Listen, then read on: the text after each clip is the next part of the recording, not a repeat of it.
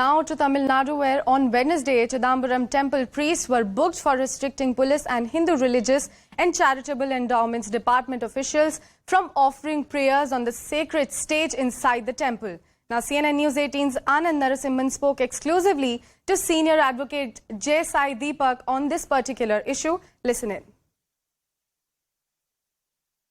Let me ask you on the Chidambaram temple, where do you stand? Because this has been an issue for a while with this temple. It's done the rounds of the Supreme Court. There's a Supreme Court judgment that protects the rights of the Dikshitars. But it's back in focus this time again, and it's the HRNC department, the state, that is now taken up the cudgel, saying there is gross mismanagement. How do you read the situation, Sai?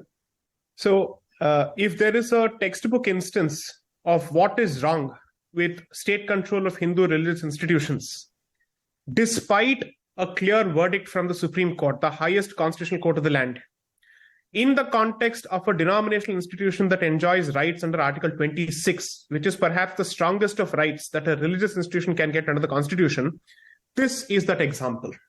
Okay, what can a politically motivated, an anti-Hindu, anti-Brahmin government do, despite the verdict of the Supreme Court? If there is a clear-cut example that people want to look at, here's the case study with the DMK in power in the Tamil Nadu state. So let me explain this. This fight started way back in the in the pre-constitution period. Okay, with Shirur Mutt from South Canada of what is known as Karnataka today, and Chidambaram Temple, jointly challenging the 1927 HRC legislation of the then Madras presidency. Okay, because notifications were issued for takeover of these institutions. Okay, and this was done so this was with respect to the 1927 notification. Subsequently, in 1950, our constitution comes into force. By 1951, a new legislation has come about, okay, which is the previous HRC legislation prior to the one which is currently in force, which came into existence in 1959. Okay, that legislation is challenged before the Supreme Court.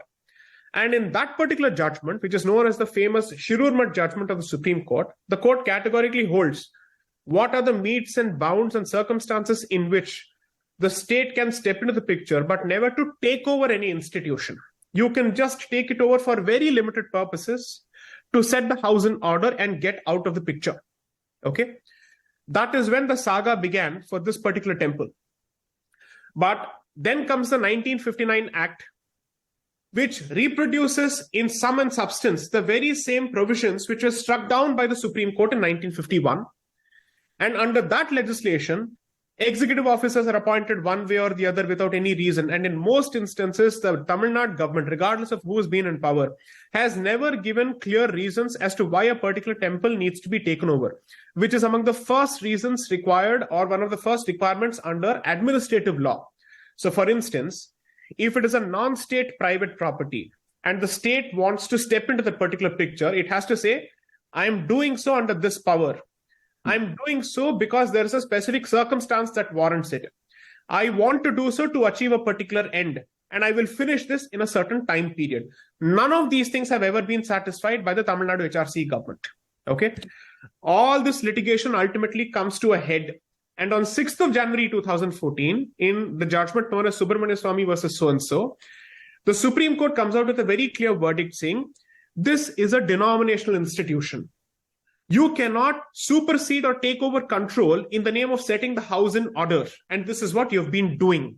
So please vacate the picture, get out of the picture. This happens in 2014. Please note, one of the things that the Supreme Court notes in the judgment is, you were supposed to come out with specific rules since 1959 to show what are the circumstances in which executive officers can be appointed. Can you guess when the rules actually were notified? November 2015, after the Supreme Court's verdict of 2014. Today, you're in 2023, and those who've been following what's been happening with the Chidambaram temple over the last 7 years will tell you, state governments have tried to, if I would say, extract revenge from this temple for having succeeded in the Supreme Court. How does this matter proceed? Because there is only a legal solution to it. Politically, there is no solution right now. The legal solution has to be in the top court of the country because the Supreme Court passed the ruling in 2014, and what is happening is in gross violation, as you said, Correct. of the court orders. So, who takes this story forward to the Supreme Court? So Are you willing to represent it? Of course. And I'm certainly in communication with the people who represent their interests on the ground. I will certainly bat for this community no matter what, no matter how politically incorrect it gets. I have embraced all sorts of labels and certificates that have come my way, so I have no problems whatsoever. I'm past caring for any of these. I don't give up on the political aspect for one or two reasons. You know this, Anand, that over the last 5 to 6 years, temple control and relinquishment of state control over temples has gained traction like never before. So this is no more an issue with respect to Tamil Nadu. This is an issue that applies across the board, regardless of who's in power. I don't think any party in this country can actually say confidently that it has done justice to Hindus when it comes to this particular issue. Those who tried to play with the Sabarimala temple were scared of the political consequences and they were forced to change their position in court. Okay? And this is hardcore left, CPIM. Okay? And there's a saying in Tamil, which is, if you touch Shiva's property, it will lead to destruction of your lineage. That is our belief as Saivites. And I'm a proud Saivite. So I dare you to touch this property again. And let's see if the law of karma doesn't set itself in action.